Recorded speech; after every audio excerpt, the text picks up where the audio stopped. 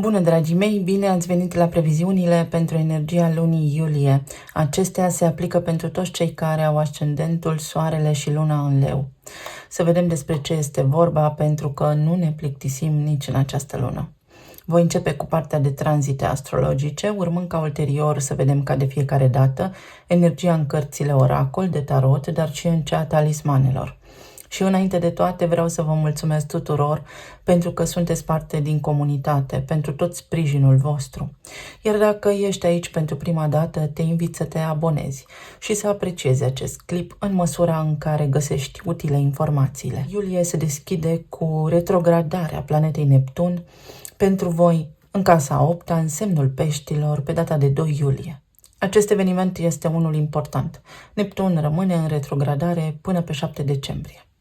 Și toate acestea ne aduc cu picioarele pe pământ. În chestiunile legate de tot ceea ce ține de resursele noastre împărtășite, de banii celorlalți, de zona care vorbește despre frici, datorii, despre intimitate, despre transformare și regenerare, taxe, impozite, toate lucrurile care practic țin de banii noștri, dar prin intermediul celorlalți.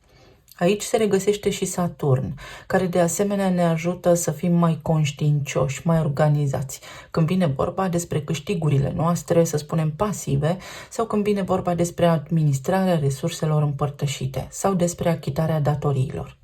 În această perioadă, întrucât Neptun ne vorbește despre idealuri, despre miraj, despre fantezie, dar și despre decepții și iluzii, putem deveni conștienți, mai conștienți, în primul rând despre autosabotaj, unde avem noi programe limitative. Peștii sunt infinitul. Putem face absolut orice ne dorim în această viață. Avem capacități extrasenzoriale. Desigur că nu știm asta sau am uitat. Însă, noi avem capacitatea să manifestăm continuu. Și Saturn ne învață acum să fim perseverenți și consecvenți în demersurile pe care ni le propunem. Casa aceasta 8-a este una a subconștientului și pot apărea una câte una la suprafață fricile noastre pentru a fi înțelese și depășite, pentru ca noi să devenim un întreg, așa cum trebuie să fim. Dispare mirajul în tot ceea ce ține de intimitatea din relațiile noastre conștiente unul la unul. Fie că vorbim despre clienți, fie că vorbim despre partenerul de viață, fie că vorbim despre cei mai buni prieteni sau partenerii noștri de afaceri. Cumva devenim realiști sau o putem face, ne putem asuma viața, pentru că doar noi suntem direct responsabili pentru ea. Și tot în aceeași zi suntem sprijiniți de Mercur, cel care ne dă indicii despre intelect și gândire, care și începe tranzitul plin leu în casa 1. Aici vorbim despre identitate, despre voința sufletului nostru, despre imaginea pe care o avem noi despre noi înșine, dar și despre relația pe care o avem noi cu noi înșine. Cum ne percep ceilalți? Leul este arhetipul generozității, al prosperității și al opulenței pe alocuri. Are așa o tentă ușor dramatică, astfel că s-ar putea în această lună să fie nevoie să vă recâștigați încrederea în voi înșivă. Desigur că arhetipul leului vă aduce popularitate. Este arhetipul vostru. Idei îndrăsnețe, idei care țin și de ceea ce vă place, idei foarte creative, planuri noi, direcții noi, care acum se descoperă în fața ochilor voștri. Pe casa a 12-a, acolo unde vorbim despre autosabotaj și despre mentalul colectiv sau mai degrabă despre inconștientul colectiv, se produce pe 6 luna nouă din Rac. Racul este semnul emoțiilor și al simțirii. O lună nouă vine cu noi intenții, curaj să pornim lucruri noi, să ne gândim la ce vrem să facem. Dar această casă a 12 ne izolează. Ne aduce în prim plan poate neîncrederea, poate dușmanii ascunși, poate lucrurile care ne opresc în loc. Așadar, în această lună, bazându-vă pe intuiția voastră, veți avea un prilej absolut fantastic să vă dați seama unde nu aveți încredere în voi înșivă. De ce nu vă ascultați intuiția? Pentru că intuiția va fi amplificată de energia casei a 8-a, unde retrogradează Neptun acum și unde l-avem și pe Saturn. De ce nu aveți încredere în intuiția voastră, în vocea voastră interioară care vă spune ce tipar limitativ aveți. Sau unde vă imaginați voi că nu sunteți suficient de puternici, pentru că sunteți. Toți oamenii sunt, toți oamenii au capacitatea să se depășească pe sine, să devină supra-oameni, atât că au uitat sau nu știu asta. Dracul vorbește despre a ne orienta acum către suflet. Intenții care țin de suflet bun, de emoții, de iubire, de familie, de unde am preluat noi din familie obstacolele. Evident, nu în mod direct, pentru că n-a vrut nimeni să ne obstrucționeze nouă calea și fericirea. Așadar, putem sparge tiparele, putem ieși din constrângeri, putem elimina obstacole în această lună. Mai ales pentru că și pe 11 Venus, zeița frumuseții, își începe tranzitul și ea la rândul prin Leu pe casa întâi. Iar Venus în Leu pe casa întâi spune: sunt sexy și știu asta. Uite, aici sunt, mă vezi, popularitate, strălucire, abundență, prosperitate, magnetism. Dacă vreau ceva, acum reușesc. Și în zona relațiilor de iubire, și în zona stimei de sine, dar și în zona prosperității. Vreau să scap, spre exemplu, de programul sărăciei? Pot.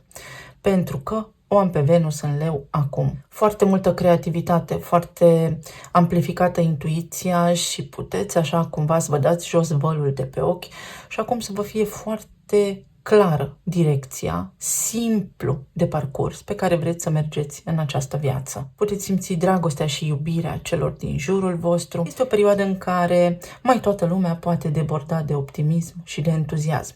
Dar vouă vă vine aici mănușă. Cumva imaginea voastră în această lună se schimbă. Veți fi foarte atrăgători, foarte senzuali, cel puțin în ochii celorlalți. Apoi pe 20 iulie Marte, cel care ne vorbește despre îndrăzneală, curaj, acțiune și motivație, își începe tranzitul prin Gemeni în casa 11-a. Planuri noi de viitor.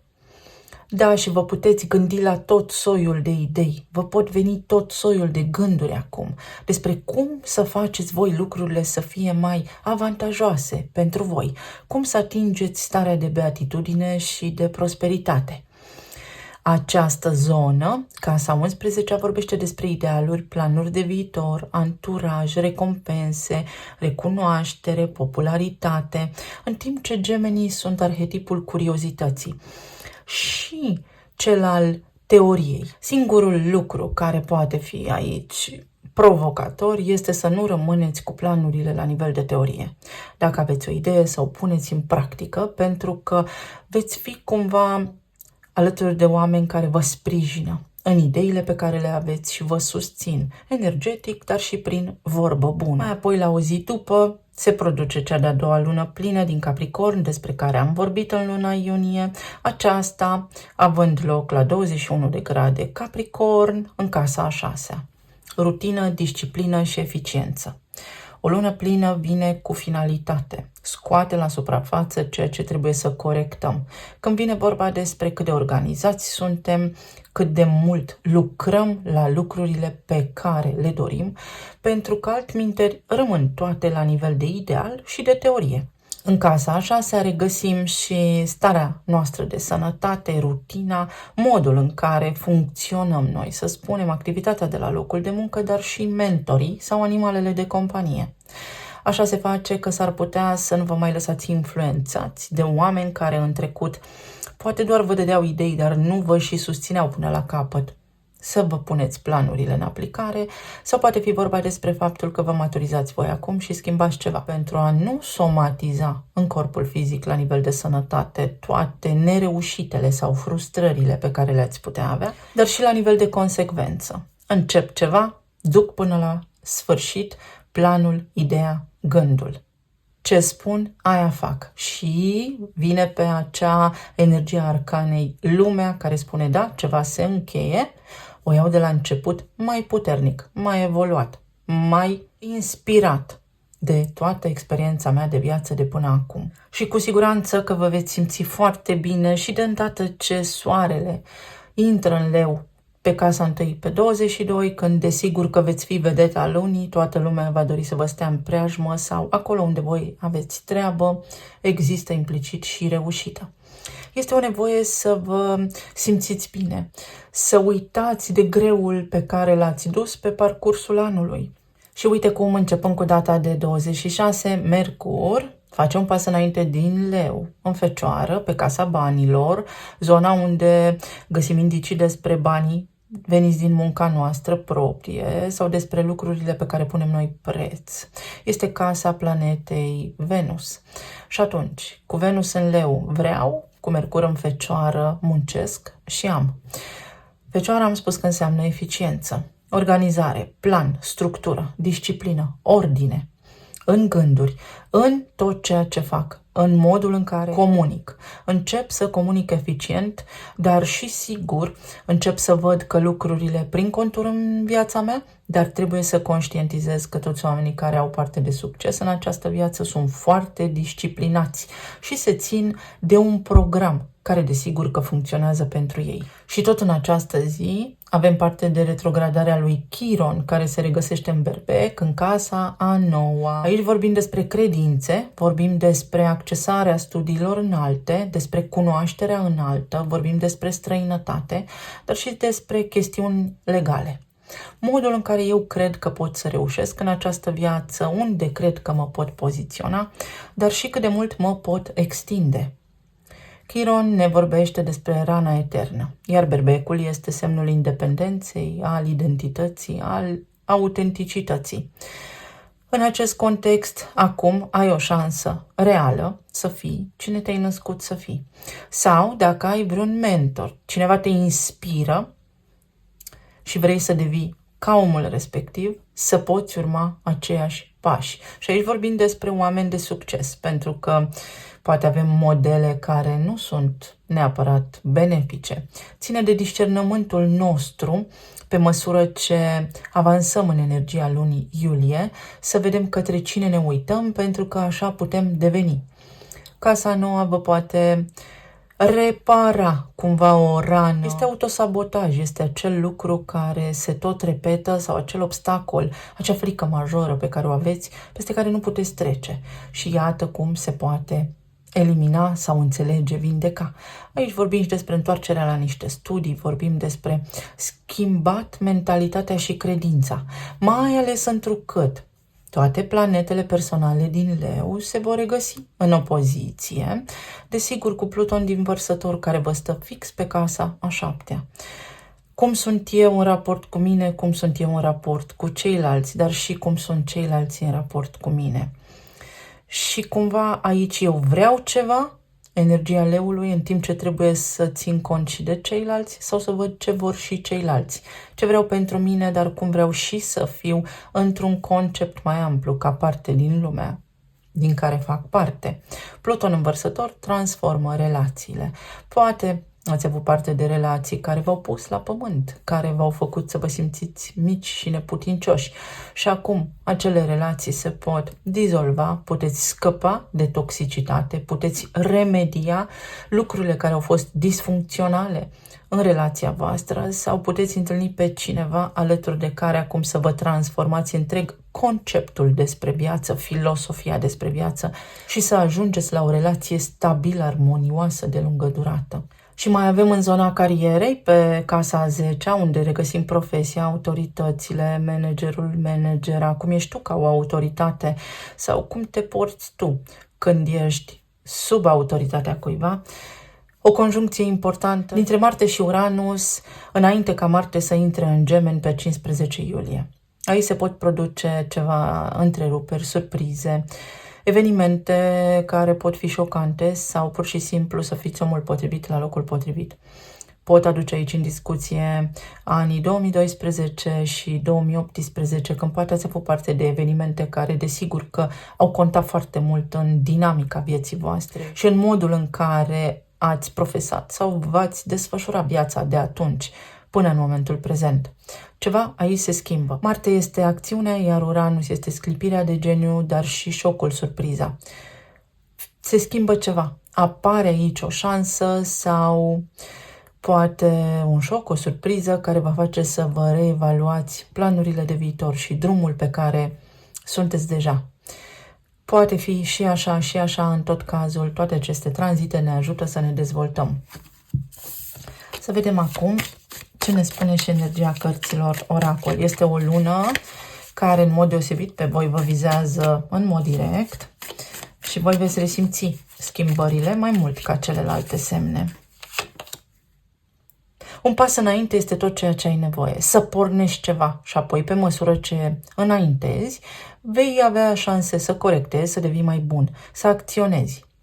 Cu Fecioara în casa a doua există tendința de perfecționism, iar perfecționismul este inamicul evoluției. Așadar, acționează, fă un pas în față, pentru că vei atrage șanse, oportunități și reușită.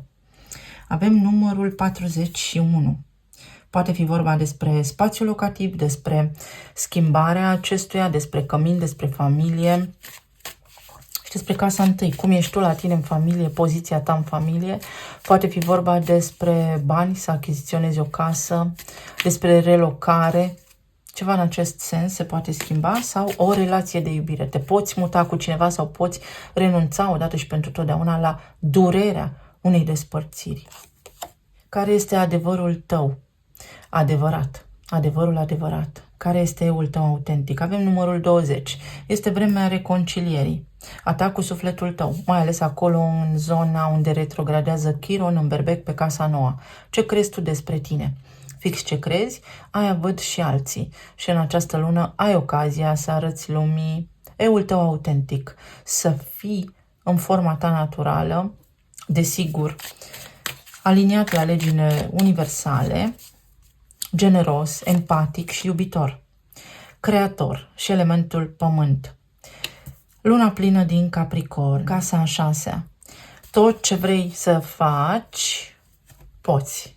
Trebuie doar să fii eficient și calculat. Atenție la sănătate. Fă un pas înainte. Există o autosabotare. Există o deprindere comportamentală. O obișnuință pe care o ai care te încurcă. Leul înseamnă strălucire. Aurul strălucește. Aurul este o monedă de schimb valoroasă. Știi cât de valoros ești? Asta te învață această lună, mai ales prin retrogradarea lui Neptun în casa 8-a și a lui Chiron în casa a 9-a.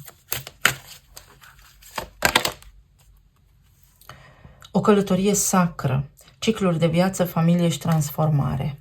Se transformă ceva și s-ar putea ca luna nouă, când se petrece la voi în casa a 12-a, să-ți ofere spațiu pentru revelații. Să ai o sumedenie de revelații, de conștientizări. Și la nivel de sănătate, dacă ai vreo boală cronică, dacă ai ceva provocări, să înțelegi de unde le-ai preluat, energetic sau cu iubire.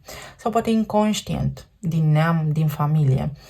Pe de altă parte, este vorba despre stabilitate. Dacă viața ta a fost de-a lungul timpului instabilă, din ce cauză a fost așa? Pentru că undeva ai văzut un model parental sau formatorii tăi te-au influențat fără ca tu să-ți dai seama. Vestea bună este că poți suprascrie, că în această lună poți renaște, pentru că îl ai pe Pluton în opoziție cu casa întâi, cu arhetipul tău. Avem 4 de monede, judecata, asul de bâte, regele de monede, 5 de monede, 3 de monede și mai am o carte de curiozitate, puterea. Voiam să văd dacă apare vreo cupă. Nu este o lună a emoțiilor neapărat. Poate asta este de fapt cheia. Să ajungi să te reconectezi la emoție. Să-ți permiți să iubești și să înțelegi că poți să fii iubit. Că meriți. La nivel general vorbim despre depășirea unei perioade de austeritate, de instabilitate sau nesiguranță la nivel financiar. Și vei vedea că începând cu această lună îți vin idei, se reconstruiește echipa cu care lucrezi sau îți găsești un partener de lucru sau un loc de muncă stabil pentru a triumfa. Aici avem puterea, leul, casa întâi, asul de bâte, unde se vor regăsi acolo în leu Venus, Mercur și Soarele, practic energie vitală, să pornești încă o dată în aventura vieții tale, sacră, de altfel, să-ți iei viața în serios. În zona relațiilor ai fost profund influențat de o teamă de abandon, de o lipsă de stabilitate în copilărie. Pentru unii se aplică într-un fel, pentru alții într-un fel. Dar aici există o teamă de a nu fi lăsat în urmă, o teamă de a nu fi văzut, validat, băgat în seamă, abandonul. Și începând cu această lună vei înțelege multe lucruri din acea dinamică care poate are legătură cu familia ta sau poate faptul că la vârstă fragedă așa ai înțeles tu că ești abandonat în timp ce totuși erai ocrotit și iubit. Se poate și acest lucru. Ai ocazia să depășești un tipar și să îți asumi responsabilitatea vieții tale, să înțelegi că ești în siguranță și că atâta vreme cât ești sănătos, poți fi regele lumii, regele de monede. Este cel mai stabil dintre regi. Poți schimba rutina, poți să schimbi aici absolut tot ceea ce ține de relațiile tale. Dacă au existat în viața ta oameni care te-au destabilizat până acum, poți privi acea destabilizare ca pe un as din mânecă, pentru că tu de fiecare dată ai revenit mai puternic sau, practic, din durerea ta, tu ai învățat, fără să-ți dai poate seama, și a fost maestrul tău. Ai devenit mai puternic, mai înțelept.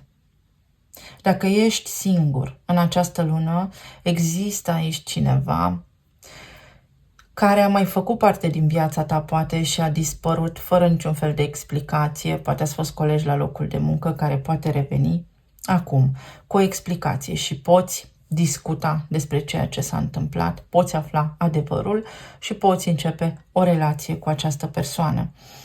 Dacă nu cunoști această persoană, există o șansă, o ocazie, o situație prin care să ieși din această stare de izolare emoțională în lume sau prin intermediul serviciului sau prin intermediul unor activități administrative, să cunoști pe cineva, pentru că vei fi remarcat, vei fi vizibil. În zona relațiilor de iubire aici provocarea este cu timpul, cu spațiul și cu banii, cu valoarea ta ca om. Tot ce s-ar putea întâmpla între voi doi, tu și partenerul tău în această lună, poate fi declanșarea acestor conflicte de valorizare sau a neputinței și poți lucra asupra acestor răni, poți discuta cu partenerul de viață, pentru că acesta va deveni mai înțelept, mai atent la nevoile tale și te va sprijini mai mult. Aici partenerul tău de viață poate avea parte de succes pentru că ai tranzite pe casa 8-a, poate avea noi oferte de muncă, poate avea bonusuri, câștiguri care te ajută pe tine să te simți bine. Dar întrebarea este de ce te simți tu bine atunci când vin banii la tine în casă, pentru că este vorba despre stima de sine și despre iubire. Dacă îți dai seama despre acest lucru, că atunci când ai bani ești fericit, și da, știu că toată lumea când are bani se simte bine, dar nu. Venus guvernează și banii și iubirea și atunci când avem bani, de fapt ne simțim iubiți. Pentru că aici a existat o lipsă de afecțiune în copilăria ta sau o lipsă de stabilitate și s-a făcut o asociere între dacă primesc un cadou sunt iubit sau dacă am bani sunt bine. Ceva de genul acesta. Se pot întâmpla în familia voastră foarte multe lucruri bune în această lună, poți depăși o situație complicată. Pentru alții dintre voi, soțul, soția vă poate cere scuze, poate deveni mai conștientă de sine. Atenție la orgoliu, atenție la ce vă spuneți, cum vă spuneți. Oricum se vede că ați tranziționat, ați trecut peste o perioadă destul de dificilă și în sfârșit acum vedeți luminița de la capătul tunelului. În sfârșit se deschide ușa, dar ușa de la casa voastră, a cărei cheie o pierduserăți pe undeva. Pentru cei care sunteți în perioada de separare, există aici o șansă de revenire. Atenție doar la vibrația din care vă reconectați cu această persoană, pentru că există un conflict de devalorizare și atunci s-ar putea să repetați istoria 1 la 1, parcă trasă la indigo. Este vorba doar despre modalitatea în care vedeți voi lucrurile și despre faptul că s-ar putea să fie atras în viața voastră oameni indisponibili în permanență, pentru că asta credeți voi că este iubirea. Atât credeți voi că meritați. Energia lunii iulie vă ridică și vălul de pe ochi și blocajele din cale pentru a vă restaura încrederea în voi înși și pentru a vă pune oglinzi în față, să vedeți că sunteți frumoși, atrăgători, demni de încredere și valoroși.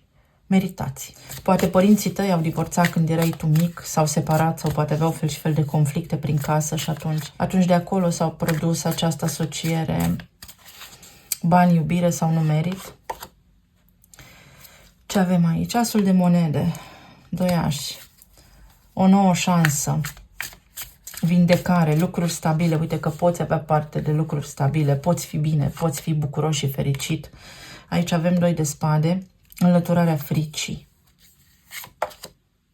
6 de spade, soluții și alternative, vindecare. 3 de bâte, explorare, ce ai așteptat ți se întâmplă. Și moartea, transformare. Această lună iulie, pentru că nu se întâmplă frecvența, avem Saturn și Neptun în retrogradare în Pești în același timp, ți aduce vindecarea. Accesarea subconștientului pentru a înțelege tu unde îți faci rău singur sau de ce acționezi într-un anume fel, care este modus operandi. Dacă ești singur, poți cunoaște pe cineva. Aici există o teamă de relații, există o frică și anume că minunea ține doar 3 zile și apoi oricum sunt părăsit. De ce îți este mereu teamă că ești părăsit? Această rană de abandon trebuie identificată și lucrată pentru că voi sunteți valoroși, atrăgători și puteți fi foarte ușor îndrăgiți și iubiți. Așadar, poți cunoaște pe cineva alături de care acum să descoperi iubirea și ce înseamnă ea în adevăratul sens al cuvântului. Pentru cei care sunteți în relații deja formate, aici se depun armele, stați la masa negocierilor, este o lună liniștită, este o lună în care reciproc aveți spațiu să vă desfășurați activitatea, să fiți voi înșivă, așa cum sunteți, fără reproșuri, fără dispute și fără certuri. Este o lună în care puteți ajunge la o concluzie în ceea ce privește partenerul de viață sau o lună în care partenerul de viață ajunge la o concluzie în ceea ce vă privește. Aici se stă la masa negocierilor, aici se duc tratative, dar tratative care se concretizează. Veți vedea ceva. Începând cu această lună, iulie, de acum înainte se schimbă ceva profund, major, pentru că l-avem pe Pluton aici. Cei care sunteți în perioada de separare, există șansa unei comunicări dacă ați fost blocați. Există șansa unei revederi. Există șansa unei reveniri asupra unei idei. Mai aștept sau nu mai aștept? Și în funcție de ceea ce veți simți, în funcție de ceea ce veți gândi, veți vedea că această lună vă ajută să trageți o concluzie finală. Și veți vedea rezultate mai exacte, mai concrete, posibil și de îndată ce Pluton se întoarce în Capricorn, respectiv pe 2 septembrie, pentru că vă iese din casa 7-a relației și se întoarce la nivel de rutină. Să vedeți ce faceți voi în mod repetitiv, care este tiparul vostru. Și apoi să știți pe cine vă doriți alături în această viață la nivel de parteneriate de tot felul. Avem un nou drum, casa a 3-a și casa a 5-a. Comunicăm, cunosc pe cineva nou dacă sunt singur. La nivel de relație de iubire parcă mă reconectez la suflet. Parcă am fost adormit, parcă am fost detașat, parcă n-am mai putut simți și acum vă puteți reconecta. Avem luna nouă în casa a 12-a. Mă trezesc din somn. Mă trezesc la viață. Sau cineva se trezește din somn la viață. Casa a 7-a. Decizii importante în zona relațiilor. Comunicarea devine mai bună cu partenerul de viață. Se fac amendamente. Uite, negocieri. Poate fi pentru unii dintre voi ideea despre divorț. Sau evitarea despărțirii, maturitatea, concluzia finală, că vă iubiți, că puteți să vă vindecați relația. Da, uite și casa a 4-a. Este vorba despre familie, relație în această lună, puteți cunoaște pe cineva, vă puteți căsători unii dintre voi, puteți ajunge să evitați divorțul, iar alții dintre voi s-ar putea să spuneți, nu, stop până aici, gata, eu merg pe drumul meu, pentru că aveți acea energie puternică de leu în casa 1, dar să știți că, în general, Pluto câștigă pentru că are rolul de a transforma. Deci ceva se transformă, Dar una peste alta, aici există potențial foarte bun de vindecare, de reglare, de îndepărtare a obstacolelor și a durerii. Să nu mai doară. Să învăț să nu mai doară. La nivel financiar, începi proiecte noi. Ajungi la concluzia că ceva nu mai funcționează, că trebuie să faci mai mult sau că trebuie să te maturizezi, să-ți găsești ceva de lucru mai serios sau mai pe măsura pregătirii tale. Poate ai studiat ceva și lucrezi în alt domeniu acum sau te subestimezi, ești subestimat la locul de muncă și a venit vremea să urci în ierarhie, să fii promovat, să-ți porți singur de grijă, să înfrunți o prejudecată. Interviu. Stai de vorbă cu oameni inteligenți în această lună care te ajută în zona financiară să iei niște hotărâri importante. Pentru alții dintre voi este un nou loc de muncă. Sau o discuție importantă cu managerul, cu șefa, cu șeful, despre cum facem să fiu mai bine plătit, pentru că nu mă plătiți la adevărata mea valoare. Decizii majore pentru tine în această lună, la nivel de plan financiar, mai ales când Mercur intră în Fecioară, cumva veți ști. 1, 2, 3, 4. Asta am de făcut și nu fac rabat de la planul pe care l-am pus conștiincios la punct. În zona relațiilor, vindecare. Răni care se vindecă, relația care se îmbunătățește și progres către transformare, către iubire, către optimism și entuziasm, către înțelegere și voie bună. Talismanele. Este ceva bine aici care se întâmplă. Veți vedea foarte clar, fără niciun fel de iluzie, fără niciun fel de îndoială. Vă veți convinge de ceva anume.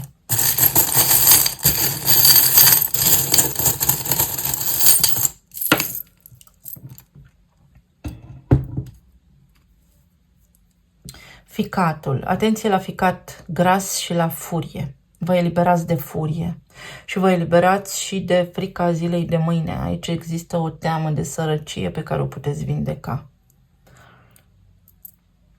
Este nevoie de detoxifiere. Ceva la nivel de ficat se întâmplă, nu filtrează bine, nu curăță bine organismul și aveți nevoie să reglați partea de nutriție, de alimentație cu luna plină în Capricorn. Să mergeți la un specialist, să stați de vorbă, să începeți să vă vindecați corpul și cauza emoțională care a declanșat lucrurile cu care v-ați putea confrunta acum. Deveniți mai înțelepți unii dintre voi. Uite, veți înțelege niște lucruri importante. Veți avea parte de excursii. Mergeți unii dintre voi la tratament. Uite, unii dintre voi vă întoarceți la studii sau căpătați așa un nivel de înțelegere foarte, foarte, foarte profund asupra vieții, căci Neptun în retrogradare ne ajută și să accesăm viața la un nivel mai subtil, mai profund.